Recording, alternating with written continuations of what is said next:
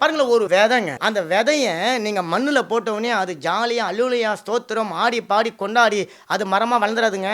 அது நீங்க போட்ட உடனே முதல்ல ஒரு சில நாட்கள் அது புழுக்கத்திலையும் நெருக்கத்திலையும் அழியணும். அந்த அழிவை மீறி ஒரே ஒரு முளைன்னுவாங்க, அது கொஞ்சம் மேல வந்தோடனே போதும் மனுஷன் நடந்து உடச்சி போட்டுருவான். அல்லது கொஞ்சம் பெருசா வந்தோடனே போதும் ஆடு மாடு வந்து மிர்ச்சி போட்டுரும். அதையும் அது மீறும். அதை மீறி மழை இல்லாட்டினா வாழ்ந்தாகணும், வெயில் இல்லாட்டினா வாழ்ந்தாகணும், குளிர்ல வாழணும், எல்லாத்துலயும் வாழ்ந்து வாழ்ந்து கிழ்ந்து வெளியே வந்து கொஞ்சம் வந்து ஒரு 10 இலை விட்டு 10 கிளை விட்டு கொஞ்சம் பூ பூத்து கொஞ்சம் காய் காய்ச்ச உடனே ஓ இப்படிப்பட்ட ஒரு மரம் இங்க இருக்கிறதா என்று சொல்லி ஜனங்கள் ஆரவரித்தாங்க வராங்க இல்லைங்களா?